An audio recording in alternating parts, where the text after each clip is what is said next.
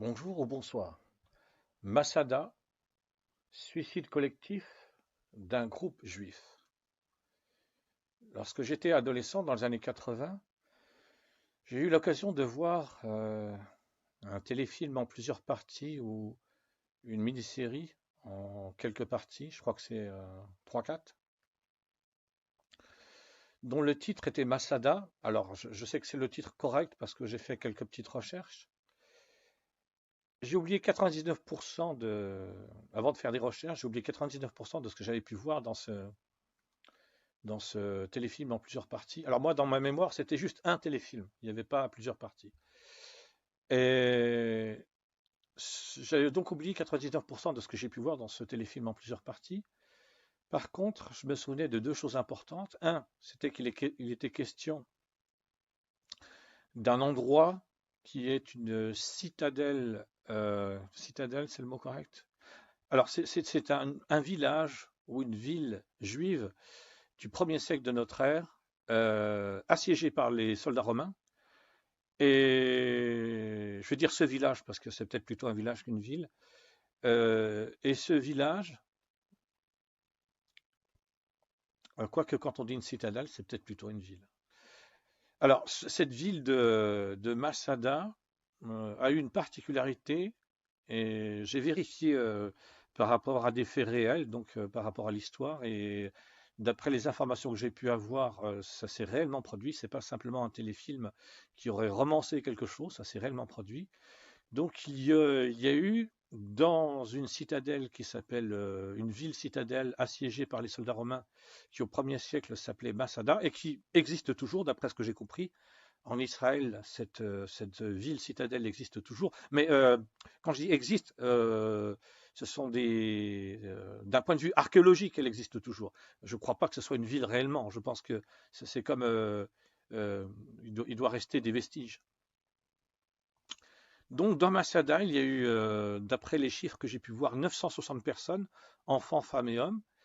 Et à un moment donné, lorsque les personnes qui dirigeaient cette citadelle de Masada euh, comment dire ça, par rapport au siège vécu par cette ville, cette citadelle de Masada assiégée par les Romains, il y a allez, je vais dire des chefs. Il y a des chefs juifs au sein de ce groupe d'habitants juifs qui ont pris la décision qu'il valait mieux faire un suicide collectif plutôt que de se rendre aux soldats romains. Donc j'imagine que s'ils ont fait ça, c'est qu'à un moment, ils ont considéré qu'ils ne pouvaient pas résister plus longtemps. Mais par contre, comme il y avait des enfants, déjà rien qu'eux, mais aussi probablement des femmes et des hommes, le principe d'un suicide collectif, c'est un principe, ça ne peut pas être une réalité. C'est pas possible que les 900, d'après les chiffres moi que j'ai pu voir sur un site consacré à l'histoire, c'est pas possible que les 960 humains qui se trouvaient dans cette ville assiégée de Masada, cette citadelle, se soient tous suicidés littéralement. C'est impossible. Déjà, les enfants, ils n'ont pas pu se suicider eux-mêmes. Et même parmi les adultes, les femmes et les hommes, il y en a qui n'ont pas pu se suicider eux-mêmes aussi. Et dans ma mémoire, donc je me souvenais de ça. Je me souvenais d'avoir vu quand j'étais un adolescent dans les années 80 euh, ce téléfilm historique. Alors, je ne me souvenais pas que c'était en plusieurs parties, mais je me souvenais d'avoir vu un téléfilm où il était question d'un groupe d'humains juifs assiégés dans une ville et qui prenaient la décision de tous se suicider. Et je me souvenais aussi d'une réplique. Alors, j'ai pas revu ce téléfilm en plusieurs épisodes ou cette mini-série de 4 épisodes, je crois. Mais dans ma mémoire, j'ai gardé une réplique parce que ça m'avait marqué à l'époque, même si ça fait plus de 30 ans. Il y a quelqu'un, je crois pas que ça soit réel, hein, je pense pas que ce soit réel, mais l'un des personnages, et donc comme là on parle de juifs, et à l'époque où il y avait les soldats romains au 1er siècle de notre ère, il y avait à l'époque ce qu'on appelle des sacrifices et je crois aussi des sacrificateurs. Donc des hommes qui devaient tuer des animaux pour qu'ils soient offerts en sacrifice aux dieux d'Israël ou aux dieux, je ne sais pas trop comment dire, aux dieux juifs euh, de, de ce groupe d'habitants. Parce qu'a priori, ils sont juifs, mais comme il y a aussi des groupes qui étaient différents, je ne sais pas si le dieu qu'ils adoraient pouvait être appelé littéralement le Dieu d'Israël, je ne sais pas. Par exemple, je pense aux Esséniens, je pense aux Samaritains, je crois qu'il y a les Esséniens, les Samaritains, je crois qu'il y avait aussi les Zélotes. Je ne sais pas si ce sont différents groupes au sein même d'Israël ou si ce sont des groupes qui sont à part d'Israël. Je ne sais pas, je sais pas. Ce que je sais donc, pour terminer mon explication, c'est qu'il y a un personnage, quand je regardais le téléfilm dans les années 80, que j'étais adolescent, qui avait donné une explication qu'il existe une technique pour tuer des animaux sans les faire souffrir.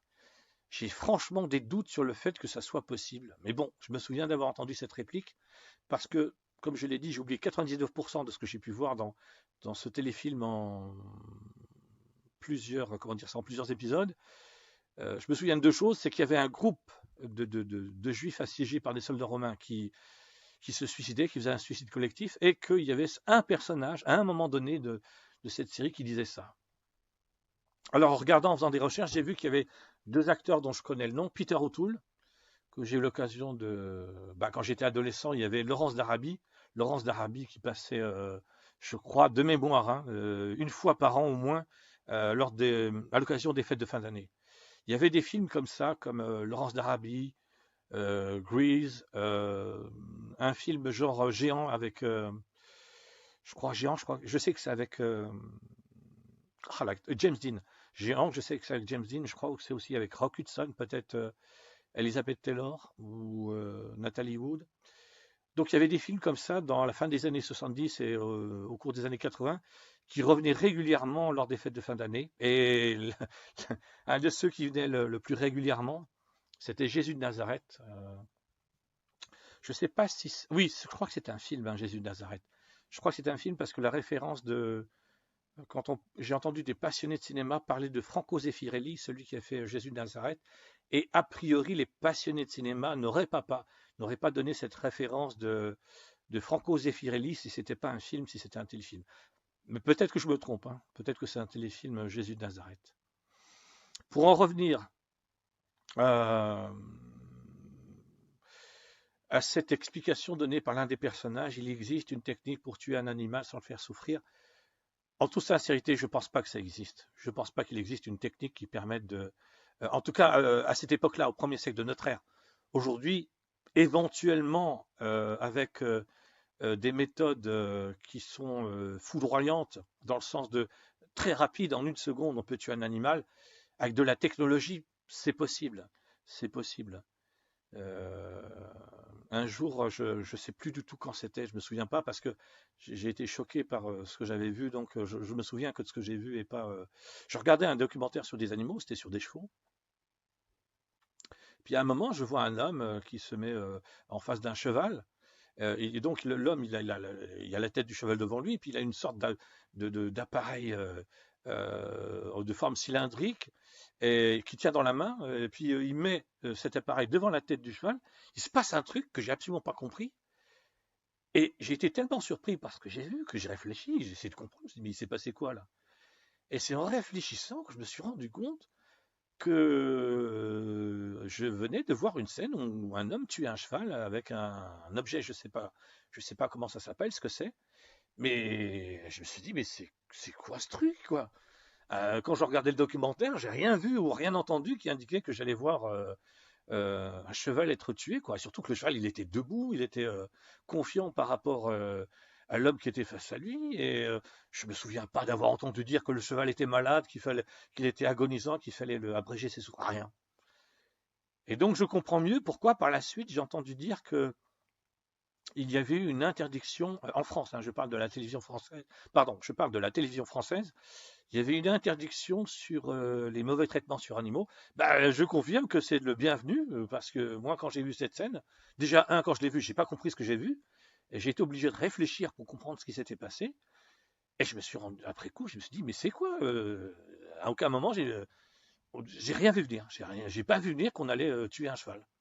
Donc, peut-être que la méthode que j'ai vue, même si ça m'a choqué quand je l'ai vue, donc peut-être que j'étais encore adolescent à l'époque, je me souviens pas, sincèrement, je me souviens pas. Je me souviens juste de la scène dans ce documentaire, mais en dehors de ça, je me souviens pas du contexte.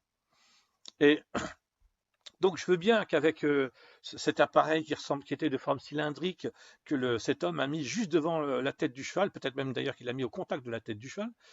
Je veux bien croire que, parce que, là, que je me souviens de la réaction du cheval, il y a eu comme si le cheval avait reçu un choc. Bah, littéralement, il a reçu un choc d'ailleurs.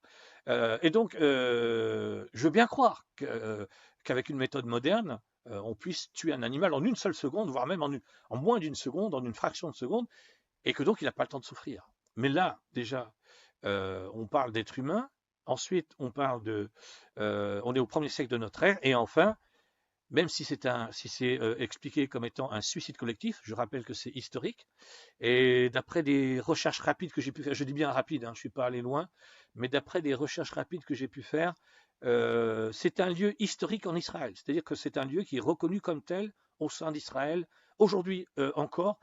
Si je ne me trompe pas sur la date que j'ai vue, c'est depuis 2001 que c'est considéré comme un lieu historique par rapport à l'histoire d'Israël. Donc c'est vraiment lié à l'histoire d'Israël. Hein. C'est pas une invention. Le téléfilm que j'ai vu, c'était pas romancé, ça n'a pas été exagéré.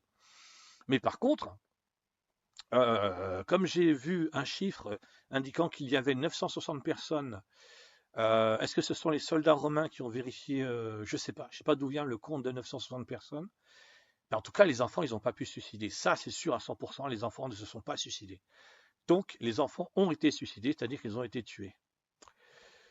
Donc je m'arrêterai là. Masada, suicide collectif de juifs ou d'un groupe juif. Merci, au revoir.